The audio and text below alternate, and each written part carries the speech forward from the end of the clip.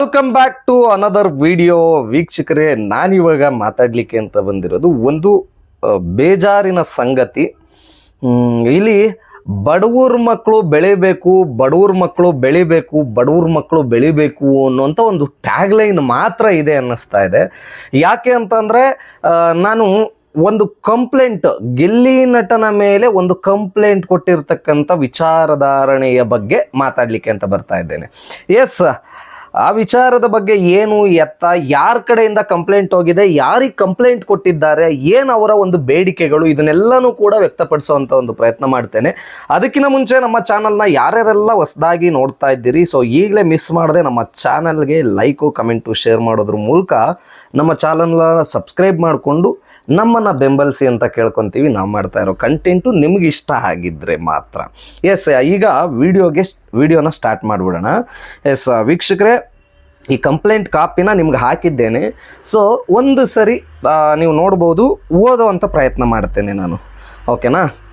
S, ಕೊಟ್ಟಿರ್ತಕ್ಕಂಥದ್ದು ಅಂದರೆ ಯಾರಿಗೆ ಕೊಟ್ಟಿದ್ದೀವಿ ಅನ್ನೋದು ಹಾಕಿದ್ದಾರೆ.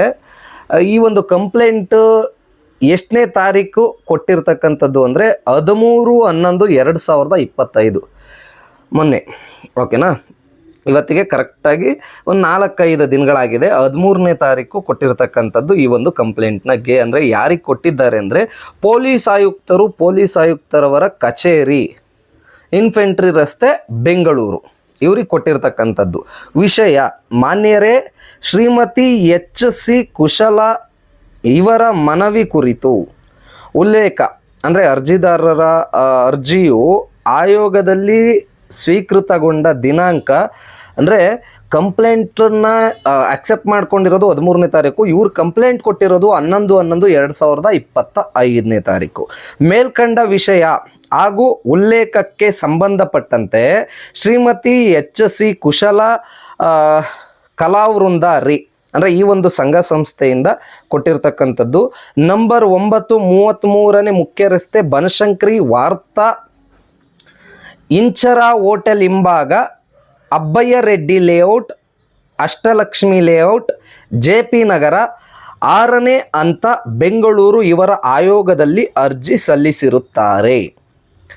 ಅರ್ಜಿಯಲ್ಲಿ ಕಲರ್ಸ್ ಚಾನಲ್ನಲ್ಲಿ ಪ್ರಸಾರವಾಗುತ್ತಿರುವ ಬಿಗ್ ಬಾಸ್ ರಿಯಾಲಿಟಿ ಶೋನಲ್ಲಿ ಗಿಲ್ಲಿ ಎಂಬ ಹಾಸ್ಯ ನಟನು ರಿಷಾ ಎಂಬ ಹೆಣ್ಣು ಮಗಳ ಉಡುಪನ್ನು ಬಾತ್ರೂಮ್ನಿಂದ ತಂದು ಹೊರಹಾಕಿರುವುದಾಗಿ ತಿಳಿಸಿರುತ್ತಾರೆ.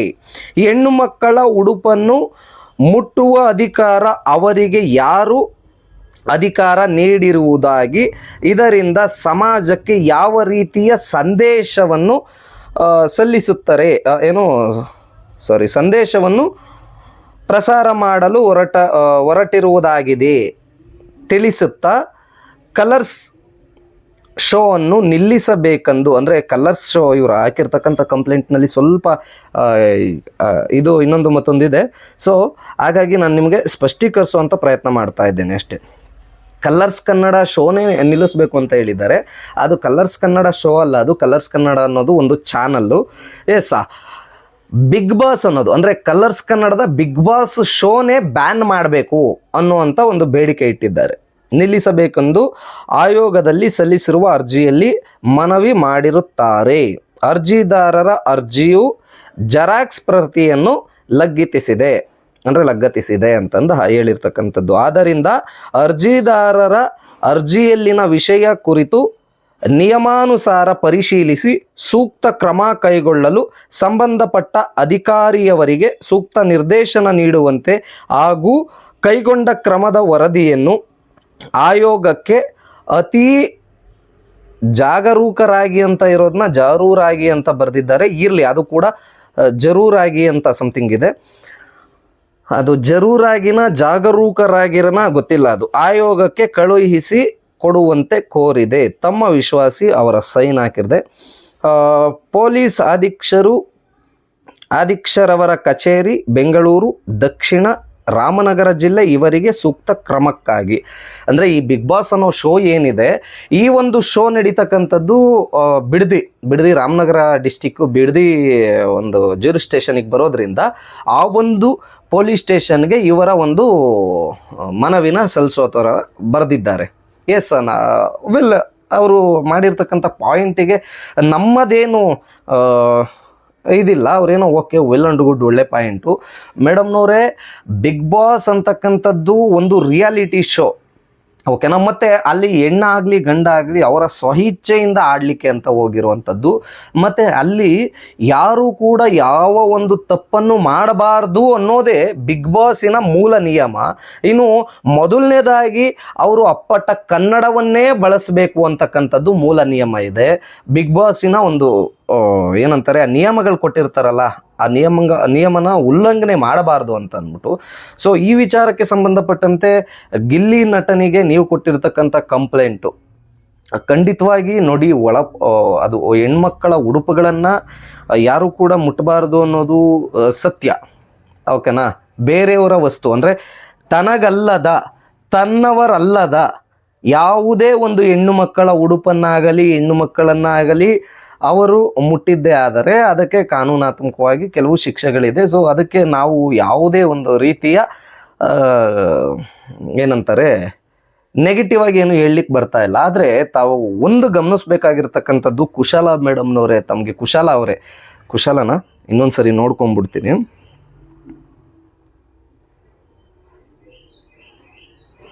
ಎಸ್, HC ಕುಶಲ ಅವರೇ, ನಾನು ನಿಮ್ಗೊಂದು ಕೇಳುವಂಥದ್ದು ನೋಡಿ, ಬಿಗ್ ಬಾಸ್ನಲ್ಲಿ ನೀವು ಹೆಣ್ಣು ಮಕ್ಕಳ ಕುರಿತಾಗಿ ಬಹಳ ಅದ್ಭುತವಾದಂಥ ನಿರ್ಣಯ ತಗೊಂಡಿದ್ದೀರಿ, ನನಗೆ ಬಹಳ ಖುಷಿ ಇದೆ.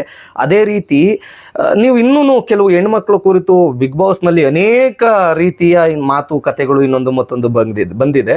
ಸೊ ಆ ಒಂದು ಕುರಿತು ಕೂಡ ತಾವು ದಯವಿಟ್ಟು ತಗೋಬೇಕಲ್ವೇ? ಆ ಥರ ತಗೊಂಡ್ರೆ, ಯಾವುದೋ ಒಂದು ವಿಚಾರಕ್ಕೆ ಸಂಬಂಧಪಟ್ಟಂತೆ ಮಾತ್ರ ತಗೊಂಡ್ರೆ, ಅಥವಾ ನಿಮ್ಮ ಸಂಬಂಧಿಕರು ಯಾರಾದರೂ ಆಗಿದ್ರೆ ಅವರು ಓಕೆ ವೆಲ್ ಆ್ಯಂಡ್ ಗುಡ್, ಅದು ನಿಮ್ಮ ಒಂದು ವೈಯಕ್ತಿಕ ವಿಚಾರ. ಆದರೆ ನೀವು ಒಂದು ಏನಂತಾರೆ, ಸಾರ್ವಜನಿಕವಾಗಿ ಏನಾದರೂ ನೀವು ಮಾಡುವಂಥ ಕೆಲಸ ಆಗಿದ್ರೆ ದಯವಿಟ್ಟು ಇನ್ನೂ ಸುಮಾರು ಅನೇಕ ವಿಚಾರಗಳಿದೆ ಅಲ್ವಾ ಬಿಗ್ ಬಾಸ್ನಲ್ಲೇ ನಡೀತಾ ಇರೋದು. ಓಕೆ, ನೀವು ರಿಯಾಲಿಟಿ ಶೋ ಬಗ್ಗೆ ಮಾತಾಡ್ತಾ ಇದ್ದೀರಿ, ಸೊ ರಿಯಾಲಿಟಿ ಶೋ ಬಗ್ಗೆನೇ ಮಾತಾಡೋಣ. ಇನ್ನೂ ಅನೇಕ ವಿಚಾರಧಾರಣೆಗಳಿದೆ. ರಕ್ಷಿತಾ ಶೆಟ್ಟಿಗೆ ಕಾಗೆ ಅಂದಿರ್ತಕ್ಕಂಥ ಉದಾಹರಣೆ ಇದೆ, ಓಕೆನಾ. ರಕ್ಷಿತಾ ಶೆಟ್ಟಿಯನ್ನು ಕಾಗೆ ಹಾಗೆ ಹೀಗೆ ಅಂತ ಅಂದ್ಬಿಟ್ಟು ಒಂದು ಹೆಣ್ಣು ಮಗಳೇ, ಒಂದು ಹೆಣ್ಣೆ ಇನ್ನೊಂದು ಹೆಣ್ಣನ್ನು ನಿಂದನೆ ಮಾಡಿರ್ತಕ್ಕಂಥ ವಿಚಾರ ಆಗಿದೆ ಅಲ್ವೇ. ಕಾಗೆ ಅಂದರೆ ಆ ಹುಡುಗಿ ಏನೋ ಕರ್ರಗಿದೆ ಅಂತ ಅಂದ್ಬಿಟ್ಟು ಪಾಪ ಏನೋ ಅವರವರ, ಈಗ ದೇವ್ರು ಯಾರನ್ನೂ ಕೂಡ ನಮ್ಮನ್ನು ಬೆಳ್ಳಗುಟ್ಟಿಸ್ಬೇಕು ಕರ್ರಗುಟ್ಟಿಸ್ಬೇಕು ಅಂತ ಕೇಳ್ಕೊಂಡು ಬಂದಿರಲ್ಲ. ಆ ವಿಚಾರಕ್ಕೆ ಕಾಗೆ ಅಂತಕ್ಕಂಥದ್ದು ಇದಾಗಿದೆ ಅಲ್ವೇ, ಅದಕ್ಕೂ ತಗೋಬೇಕಲ್ವ ತಾವು. ಮತ್ತು ಎರಡನೇ ವಿಚಾರ ಅಂತ ಬಂದಾಗ ಅದೇ ರಿಷಾ ಅವ್ರಿಗೆ ಗಿಲ್ಲಿ ಮಾಡಿದ್ದು ತಪ್ಪು ಅಂತ ಆದರೆ ಗಿಲ್ಲಿನ ಹೇಳದೆ ಕೇಳದೆ ಹೊಡೆದ್ಬಿಟ್ರಲ್ಲ ರಿಷಾ ಅವರು.